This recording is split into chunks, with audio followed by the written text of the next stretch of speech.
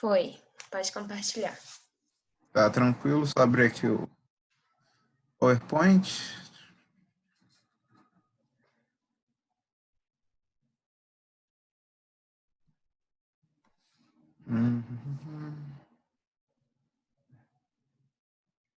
Beleza.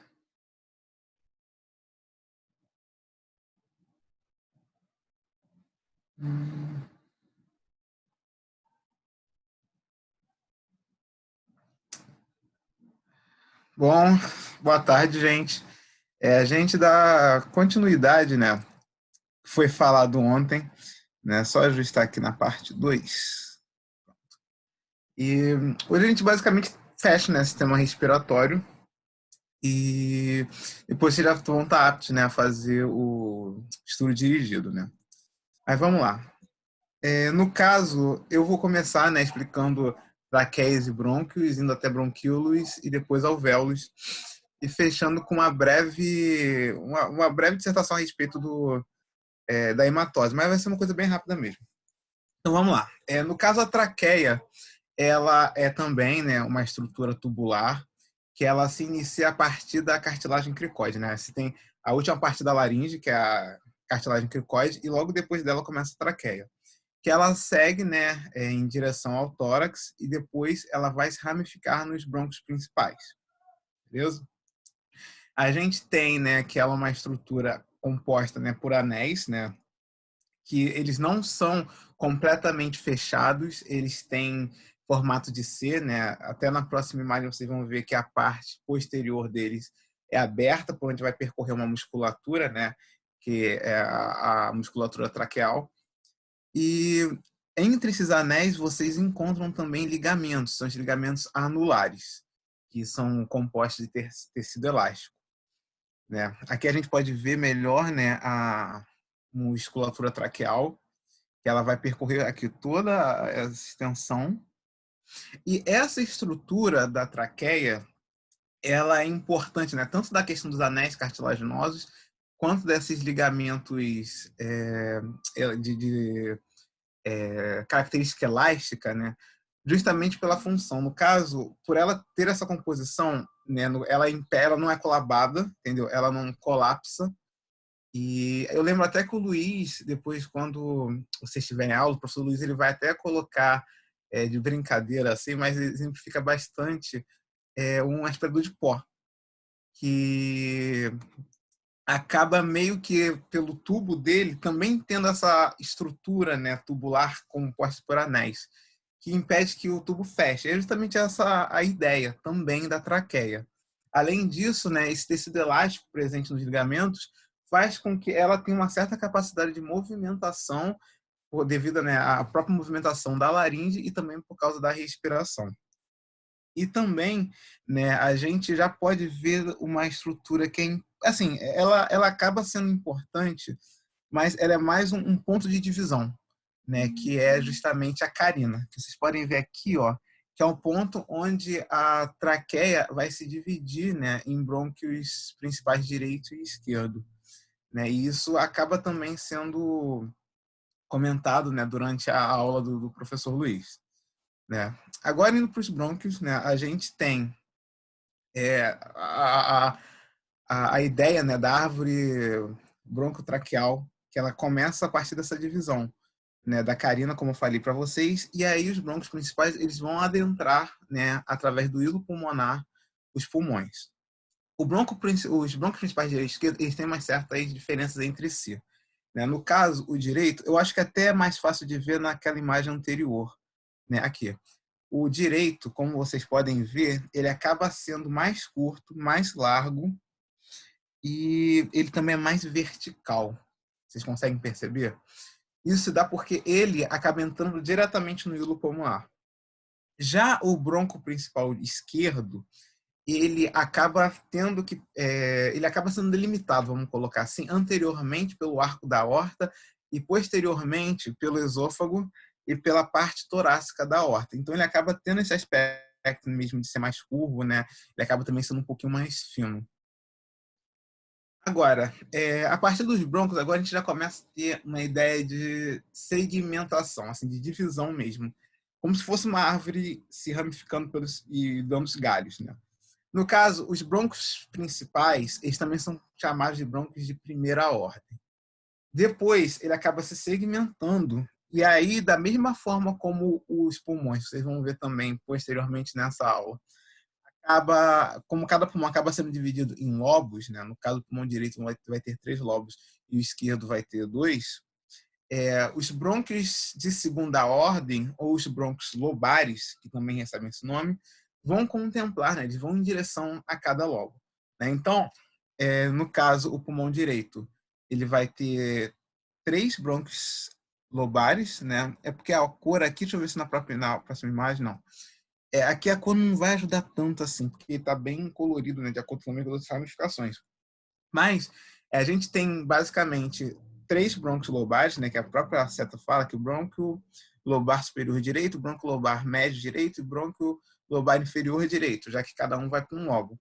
Enquanto que o pulmão esquerdo, né, vai ter basicamente 2 brônquios lobares, né, o superior esquerdo e o inferior esquerdo.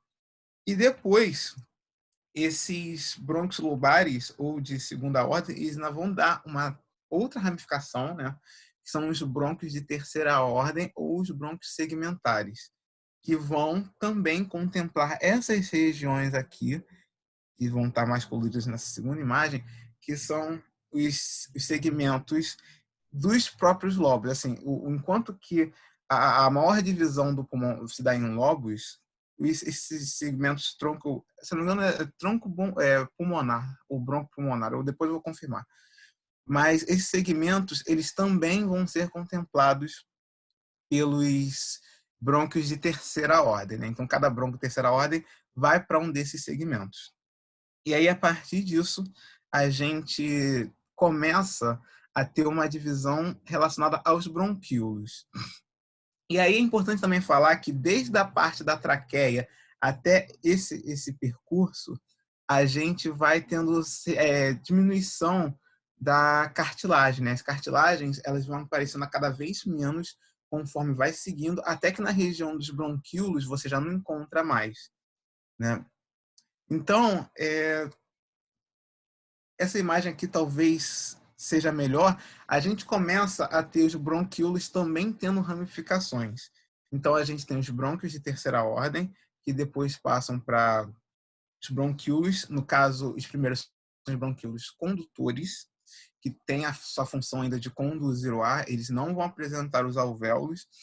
A gente depois passa para os bronquíolos terminais, né, que a imagem já vai poder apresentar melhor, né, pela diferença de calibre, e os bronquíolos terminais depois dão nos bronquíolos respiratórios, que a partir daí já apresentam os alvéolos pulmonares, né? No caso, a gente tem nos alvéolos pulmonares os ductos alveolares, que vão desembocar dentro de cada saco alveolar. Tá vendo? Essa imagem, acho que aqui de baixo mostra melhor. Você tem cada bolsinha aqui sendo um saco alveolar e por dentro dele se abre o ducto alveolar, né? E aí, que são, no caso, né, a estrutura básica, né, o saco alveolar, né, a estrutura básica do alvéolo. E é ali que, de fato, vai ser feita a troca gasosa em si em relação ao sangue, né? Então, assim, eu sei que são alguns nomes, são muitas divisões, mas pelo menos na questão dos brônquios é uma coisa mais... assim, você consegue meio que tirar pelos nomes, né? Os brônquios de primeira ordem, os brônquios principais, depois os lobais são de segunda ordem e os segmentares de terceira, que vão dar, respectivamente, nos lobos pulmonares e nos segmentos, né? E na questão dos bronquíolos, a gente tem essa ideia dos bronquíolos condutores, que vão conduzindo o ar, os terminais, que já são meio que a parte final, e depois os respiratórios, que é a partir daí que já vão ser apresentados os alvéolos já agregados a eles, né? E aqui a gente tem um esquema que eu poderia até falar eu acho que foi até melhor para falar nesse slide, né, nesse daqui também dá para ver. Mas assim, a gente tem, no caso, esses capilares sanguíneos que eles vão estar associados às paredes dos sacos alveolares, como vocês podem ver nessa imagem, né? Então, assim, a gente tem as artérias pulmonares intrasegmentares, que elas vão dar em capilares, como vocês podem ver. E esses capilares, eles vão trazer sangue pobre em oxigênio, né, e apresentando muito dióxido de carbono. E aí, no saco alveolar, né, você vai ter essa troca, né, você vai ter a liberação do gás carbônico e a absorção do gás oxigênio, que depois vai ser conduzido por capilares e vai para capilares, digamos, de calibre maior, que são as veias pulmonares intersegmentares. Entenderam? E aí elas já vão carregar o sangue rico em oxigênio em direção ao coração. E dando só uma rápida passada por hematose, né, que é justamente essa ideia de que você tem, né, no sangue um sangue muito rico em gás carbônico, em dióxido de carbono, que é como se fosse um resquício, né, uma excreção, excreção não é bem o termo, mas é como se fosse um produto dos processos oxidativos das células que tem que ser eliminados. E aí justamente vai ser na parede dos sacos alveolares onde você vai ter esse processo que eu descrevi e que você vai ter, né, a liberação do dióxido de carbono e a absorção de oxigênio, né, que vai ser carregado, né, pelas hemácias, pelas hemoglobinas, que são estruturas responsáveis por esse carregamento de oxigênio e vão ser depois levados, né, pelas veias pulmonares intersegmentares em direção ao coração, já ricas em oxigênio. Minha parte era essa, né? Eu vou agora passar para a Andressa. Eu só vou ver só se tem mais alguma pergunta. Espera aí. Deixa eu parar o compartilhamento. Deixa eu ver. Então, eu vi que a Giovana comentou, né? Assim, você tem os brônquios principais, né? E aí, a partir, né, é exatamente isso, né? No caso dos brônquios lobares, eles já vão estar dentro já do coração indo em direção aos lobos pulmonares, né? E você tem os brônquios principais, né, sendo aquela primeira parte que entra no hilo, né? Vai ter o hilo pulmonar, que você vai também ter outras estruturas chegando, e os lobares, que vão ser, no caso, a primeira ramificação dos brônquios principais que vão em direção aos lobos pulmonares. Alguém tem alguma dúvida? Eu expliquei direito? Se alguém tivesse, pode mandar aí pelo chat. Ou então ligar o próprio microfone também.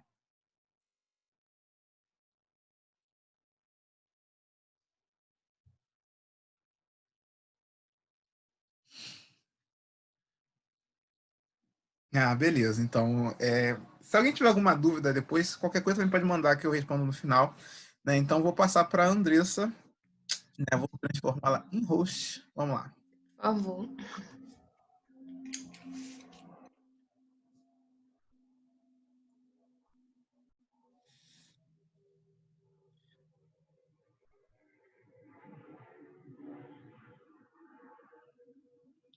Foi, Daniel? Eu acho que foi, veio? Tá. Eu vou compartilhar, ver se foi. Dá pra ver?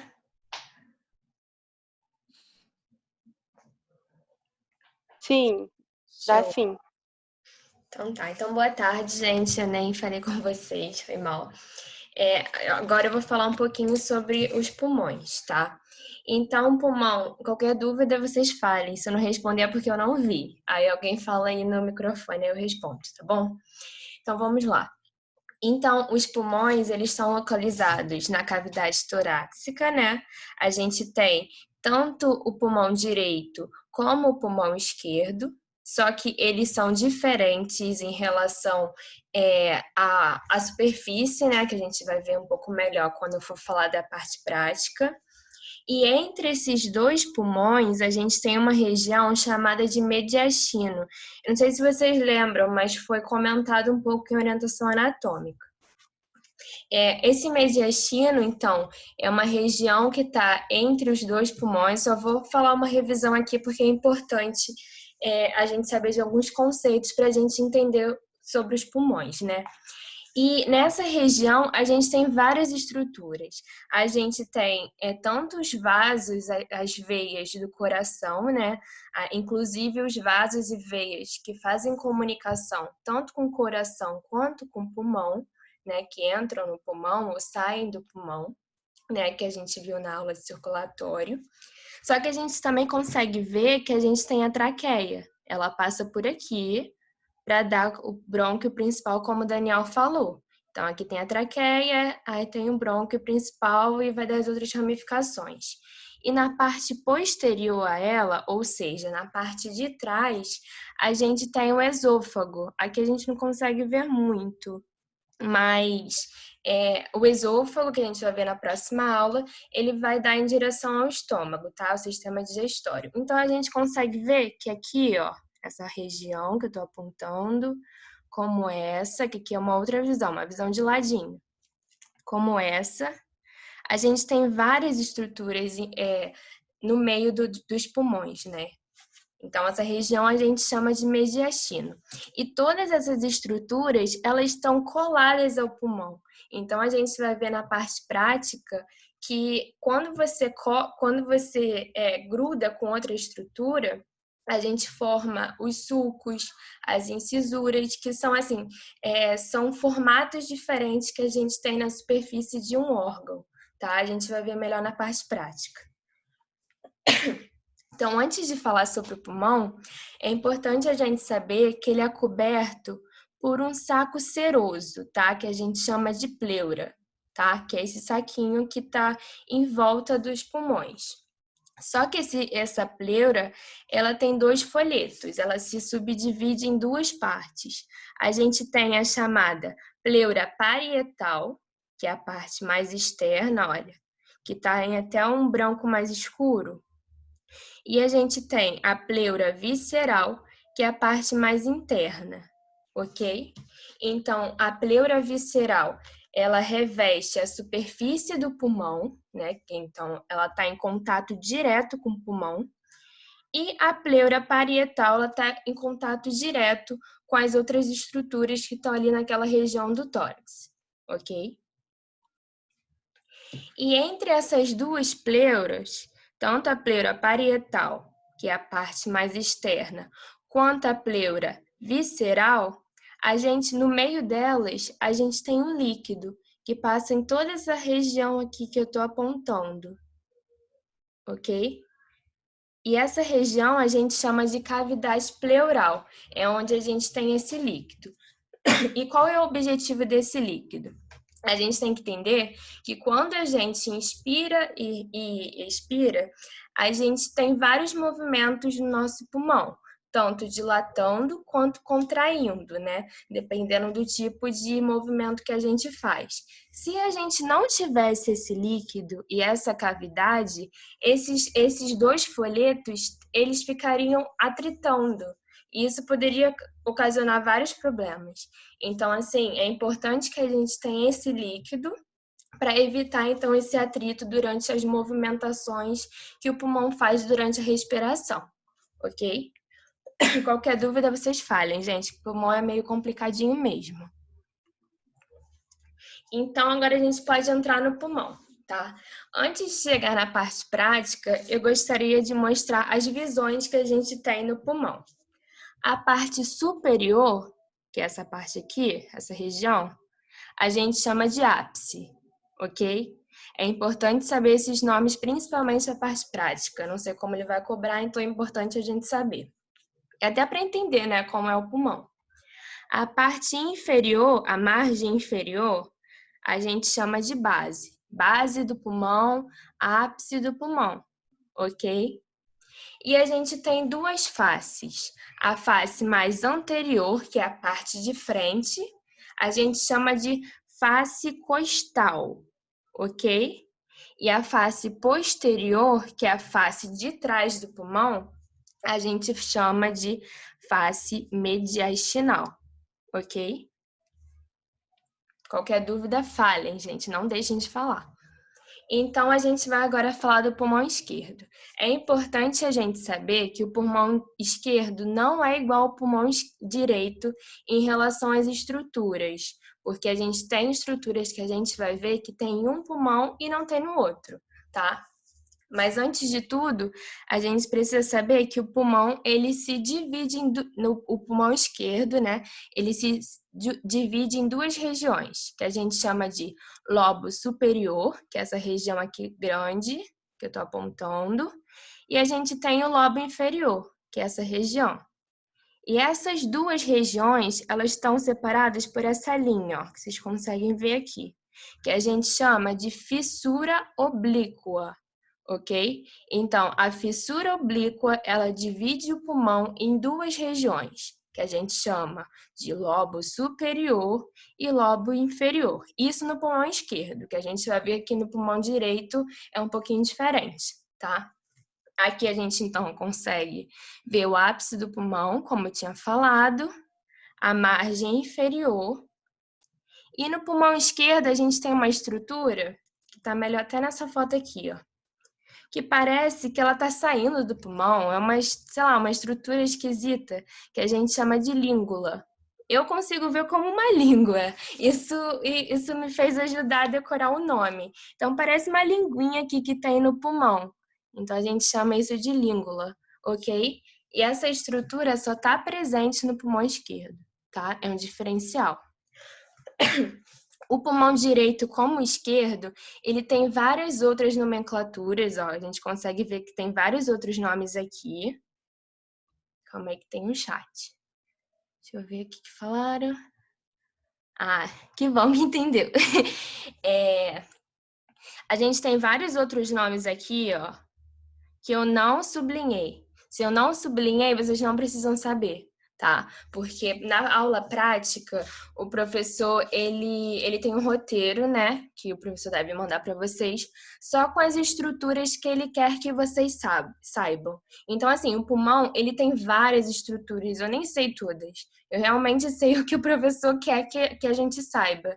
Então, assim, é importante vocês verem tudo que está sublinhado, é para vocês saberem, tá? O que não está sublinhado descarta, porque tem muita estrutura, senão vocês vão se confundir, tá bom? Então, nessas imagens aqui, ai, não tá indo. Eu, então, mostrei a visão, a face costal do pulmão esquerdo, né? Essa. Agora eu vou mostrar a face mediastinal do pulmão esquerdo, tá? Então, aqui, a gente também consegue ver a língula, né? Que tem o formato de língua. A gente consegue ver os dois lobos, o lobo superior, o lobo inferior, que é dividido pela fissura oblíqua. Aqui eu não sublinhei porque eu já tinha sublinhado na outra, tá? Então, a gente consegue ver essa divisão. E aqui a gente tem estruturas novas que a gente vai ver agora. Ah, aqui também tem o ápice, né? O ápice e a margem inferior que eu esqueci de falar, tá? A gente tem essas estruturas aqui, o conjunto delas a gente chama de hilo pulmonar, tá? E o que seria esse hilo pulmonar? É o conjunto de todas as estruturas que entram no pulmão. Então, o que a gente vai ter? A gente vai ter o brônquio principal, que o Daniel falou. A gente vai ter a artéria pulmonar, a veia pulmonar. Então, tudo isso, o conjunto disso tudo, a gente chama de hilo pulmonar. Eles estão bem juntinhos, né? Então, esse conjunto a gente chama de hilo pulmonar, ok? E no roteiro, dentro do hilo, o professor só quer que vocês saibam o que é o brônquio principal esquerdo, tá? É a única coisa que está no roteiro. Então, assim, não sei se já falaram isso para vocês, mas o vermelhinho a gente demonstra... Quando a gente tem um vaso sanguíneo e ele é vermelho, são as artérias. E quando esses vasos são azuis, a gente chama de... são as veias, né? São definido como veias. Então, assim, o que não é vermelho e nem azul é o brônquio. Eu vejo assim, é como eu estudei. Então, assim, isso pode facilitar vocês, tá? Então, se o professor sublinhar, se ele envolver tudo, ele quer o hilo pulmonar. Se ele colocar uma estrutura de dentro só do hilo pulmonar, ele quer que vocês respondam brônquio principal esquerdo ou direito, né? Vocês têm que saber, então, também o que é o pulmão esquerdo e o que é o pulmão direito. E vocês vão conseguir saber isso pela quantidade de lobos. Vai ficar mais claro quando eu falar de pulmão direito, ok? Então, vamos lá. Mais o quê? Não sei se vocês lembram, mas quando eu falei de mediastino, eu falei que tinha ali o coração e todas as veias e as artérias que entram ou saem do coração, né? Então, se o coração está encostado no pulmão, ele vai fazer uma marca no pulmão, tá? Então, aqui, mais ou menos, é a região que fica o coração. E essa região a gente chama de impressão cardíaca, tá? A gente vê pelo nome, então, tá? Aqui também, aqui embaixo do pulmão, a gente tem o nosso diafragma. Então, ele também vai fazer uma marca no nosso pulmão, né? Então, a gente chama essa marca, isso tudo aqui, de face diafragmática, porque tem diafragma, ok? Deixa eu ver se eu falei tudo. E aqui, ó, a gente tem o suco do arco aórtico, tá? Que a artéria aorta, né, ela sai do coração para poder levar o sangue oxigenado para todo o corpo, né? E ela também vai fazer uma marca no nosso pulmão, que é esse daqui. Tá? Show? Então, agora vamos para o pulmão direito. Então, a gente consegue ver que ele é um pouco diferente do esquerdo, né? O esquerdo, ele tinha 2 lobos, aqui a gente tem 3. E a gente tem 2 linhas. São 2 diferenças que a gente já tem, tá? Então, vamos lá. Então, de novo, a parte superior a gente chama de ápice do pulmão. A parte inferior de margem inferior, tá? Aqui na parte, no lobo superior, é o lobo superior, né? Foi mal. Aqui a gente tem o lobo inferior e no meio a gente tem o lobo médio. Então a gente tem 3 lobos: lobo superior, lobo médio, lobo inferior, tá? Então, enquanto o pulmão esquerdo a gente tem 2 lobos, no pulmão direito a gente tem 3, ok? E aqui a gente vai ter uma linha nova, que a gente chama de fissura horizontal, tá? Então, a fissura horizontal divide o pulmão direito em lobo superior e lobo médio, tá? E aqui a gente tem aquela fissura que é igual do pulmão esquerdo, que a gente chama de fissura oblíqua, só que ela divide o lobo inferior do lobo médio, diferente do pulmão esquerdo, que dividia o pulmão esquerdo em lobo superior e lobo inferior, tá bom? Então essa é a visão, essa é a face costal do pulmão direito, tá? A face da frente. Agora vamos ver a face de trás, que a gente chama de mediastinal, tá? Então aqui a gente tem, de novo, o lobo superior, né? A gente se orienta pelas linhas, ó, para ficar mais fácil.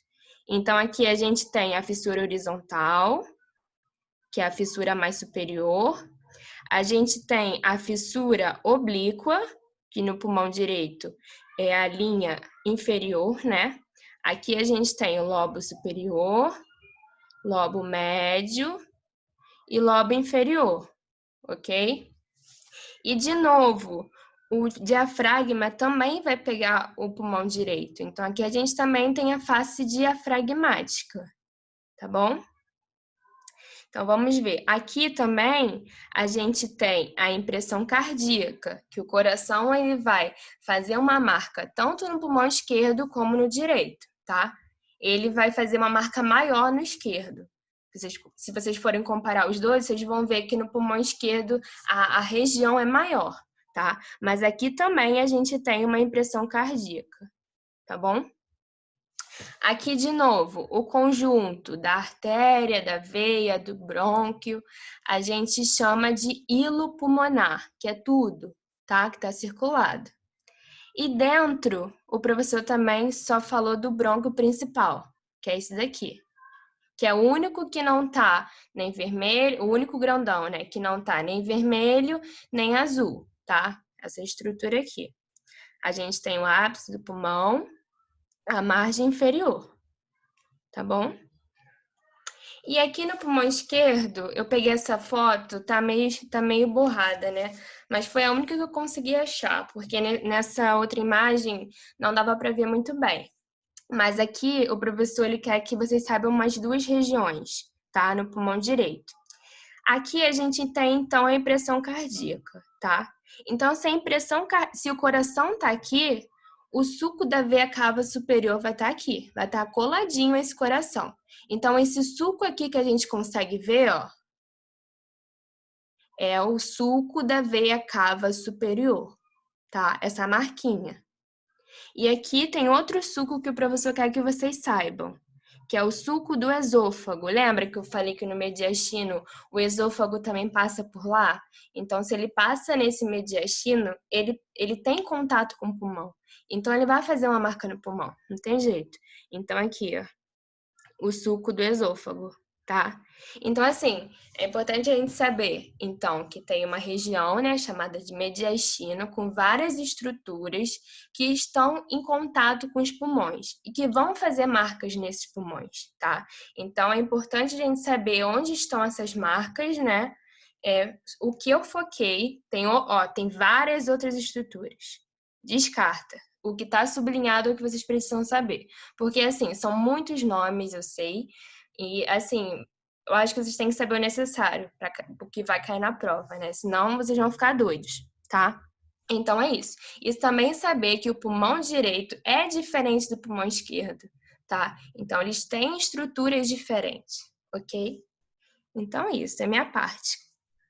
Você tem alguma dúvida, gente? Eu sei que é muito nome. Então, assim, você tem que pegar, ler o livro do Yokoshi, tentar ver várias imagens, porque só assim vocês vão fixar, tá bom? Porque ele com certeza vai cobrar alguma imagem do pulmão. Com certeza, ele sempre cobra. Então, é muito importante vocês estudarem, tá bom? Até para conhecerem também, né? Não só para a prova. Então, é isso. Alguma dúvida?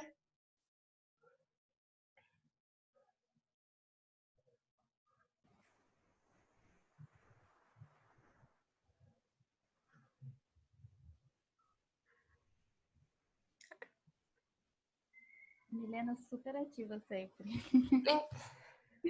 Não entendi. Acho que. O quê? Eu não entendi. Eu acho que ela não tem dúvida, entendeu? Ah, entendi. Tá bom. Tudo bem. Porque eu falei assim, é sempre ficar relendo os nomes e tudo mais, né? É, Porque não adianta também ouvir uma vez e aí esquece. sim, Basicamente isso. Mas obrigada, entendi tudo. tá bom. E assim, vai dar pra vocês decorarem tudo, tá, gente? Porque quando eu tava estudando, parecia que eu não. Sei lá, eu tinha a sensação que não dava pra decorar isso tudo pra prova, mas dá, de verdade. Estudar, ver imagens, ficar desenhando, eu desenhava também muita coisa com as estruturas, né? Pra saber onde está localizado cada coisa. Então, assim, qualquer dúvida vocês falem, tá bom? Não deixem passar. Sempre é muito bom, porque você consegue frisar mais fácil. Sim, sim. Apesar do meu desenho ser horrível, mas eu desenhava mesmo assim. Vou te colocar como host, Gi.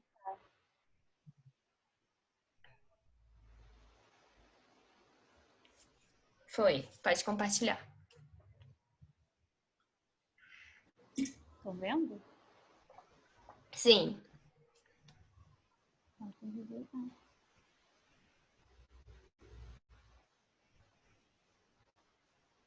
Bom, gente, boa tarde, né? Eu vou dar prosseguimento aqui à parte. O meu microfone tá bom? Porque ontem teve problema, né? Se tiver baixo, vocês falam, Tá ótimo, Gi. Qualquer coisa eu falo. tá bom?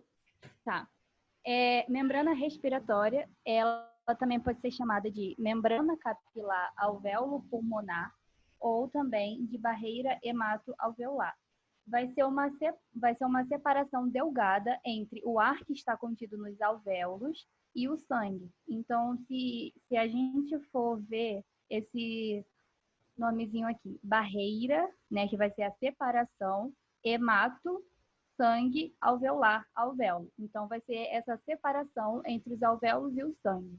E essa membrana respiratória, ela vai ser a membrana que vai revestir a parede dos alvéolos pulmonares. E vai ser uma membrana tão fina que ela vai permitir a troca gasosa por difusão simples, ou seja, ela vai permitir a troca lá entre o gás carbônico e o oxigênio. Então, se a gente não tivesse essa membrana respiratória, a troca gasosa ela não iria funcionar de uma forma mais ativa, né? Não ia ser tão fácil essa troca gasosa, por ela ser fina e permitir essa difusão simples. Essa membrana respiratória ela vai ser constituída pelo epitélio do alvéolo, né? O epitélio alveolar, e a membrana basal desse epitélio alveolar, que aqui na imagem ela está sendo representada aqui, né?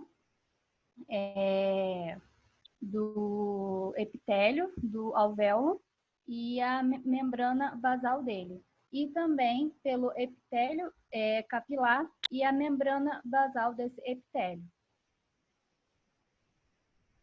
E, bom, a gente possui 3 tipos de células alveolares. O tipo 1, que também pode ser chamado de pneumócitos 1, que vão ser as células epiteliais de revestimento do pulmão, né? E essas células epiteliais, elas vão possibilitar a difusão gasosa, ou seja, ela vai possibilitar ali a difusão simples da troca gasosa. Vai ter também o tipo 2, que podem ser chamados de pneumócitos 2, elas vão produzir o surfactante. O que é o surfactante? Vai ser um líquido, né, que vai reduzir a tensão superficial dentro do alvéolo pulmonar. Esse líquido, ele vai impedir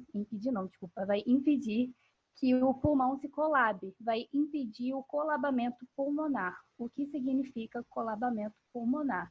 Então, vai ser uma condição anormal em que as paredes dos pulmões elas vão se encontrar. Então, se as paredes pulmonares elas se encontram, isso vai impossibilitar a respiração, vai ficar mais difícil do indivíduo conseguir respirar de fato. Então, é um processo, né? É uma situação que realmente faz com que a gente não consiga respirar direito. E o terceiro tipo de células são os macrófagos, assim como vocês sabem, são células de defesa, né? Bom, essa parte de doença pulmonar obstrutiva crônica, o professor sempre cobra, que também pode ser chamada de DPOC. É uma doença em que vai haver a obstrução dos brônquios e podem haver duas manifestações clínicas: a bronquite crônica e o enfisema pulmonar. A bronquite crônica, sempre que vocês verem esse sufixo "it", significa inflamação, na maioria das vezes. Então, se é bronquite, vai ser a inflamação dos brônquios, né? Vai ser o estado permanente de inflamação dos pulmões. Então, vai ser um processo inflamatório ali na região pulmonar. Já o enfisema pulmonar, vai haver a destruição dos alvéolos pulmonares. Se essa doença destrói os nossos alvéolos, então a troca gasosa ela vai ficar totalmente comprometida, né? Então, também isso vai fazer com que a respiração desse indivíduo seja mais deficitária. E também eu estava pesquisando e eu vi que o principal desencadeador da DPOC é o tabagismo, né? Isso porque existem substâncias totalmente nocivas no cigarro e quando elas entram em combustão, elas liberam diversos agentes oxidantes e radicais livres. Ou seja, né, a fumaça do cigarro faz com que o pulmão entre em contato com esses agentes oxidantes e radicais livres. E isso, consequentemente, né, faz com que os bronquíolos se obstruam. Então, por isso que a fumaça do cigarro ela é tão prejudicial para os nossos pulmões, porque ela faz com que os nossos bronquíolos entrem em contato com esses radicais livres e agentes oxidantes, né? Então, isso é uma questão muito importante, né? E eu também estava pesquisando e vi que pessoas que continham ADP-OC, elas possuem o risco quase dobrado de ter um infarto e um AVC. Bom, asma, a parte também o professor cobra muito. A asma, ela vai ser uma condição alérgica que vai causar uma contração espasmódica nas paredes dos bronquíolos, ou seja, vai ser uma alergia que causa uma contração ali nas paredes dos bronquíolos. Esse processo inflamatório faz com que haja uma produção totalmente excessiva de muco, né? Então, isso sempre causa muito catarro, porque vai haver uma produção totalmente excessiva de muco. E uma pessoa asmática, ela vai ter uma dificuldade tremenda para expirar. Isso porque o ar inspirado, ele vai ficar retido nos pulmões. Então, por isso que dá aquela sensação de sufoco, porque o ar é como se ficasse preso nos nossos pulmões. Então, é por isso que vai ter aquela bombinha de asma, porque essa bomba, ela vai conseguir expelir o ar que estava retido, vai puxar, né? Então, por isso que uma pessoa que tem asma, ela tem essa sensação de sufoco, né? Porque o ar vai ficar retido, o ar inspirado fica retido nos pulmões. Bom, essa parte aqui, a parte final, ela é uma curiosidade minha, só para vocês realmente saberem, sobre derrame pleural. Vai haver alguma infecção patogênica ali na área pulmonar e essa infecção faz com que haja uma alta produção do líquido pleural ali na região da cavidade pleural. Essa alta produção faz com que ali na cavidade pleural haja um aumento de pressão. E esse aumento de pressão, ele vai romper a pleura visceral, extravasando todo o líquido pleural ali na parte dos pulmões. Por consequência disso, vai haver o hidrotórax. O hidrotórax vai ser o acúmulo do líquido pleural ali nos pulmões.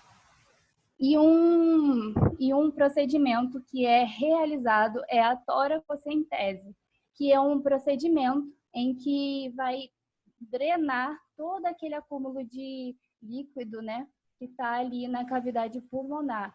E aí vai se inserir uma seringa ali, né, nas nossas costelas, quer dizer, entre as nossas costelas, para drenar todo o sangue, todo o acúmulo de líquido que extravasou.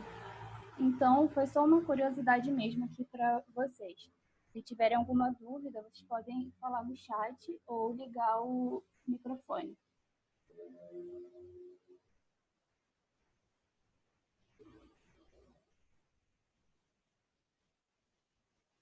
Alguém tem alguma dúvida, gente?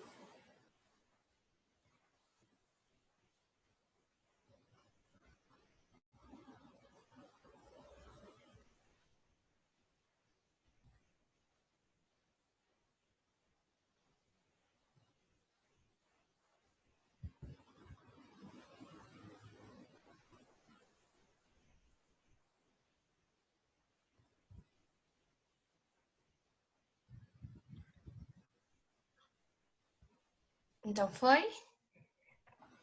Sim, ninguém falou nada, nenhuma dúvida.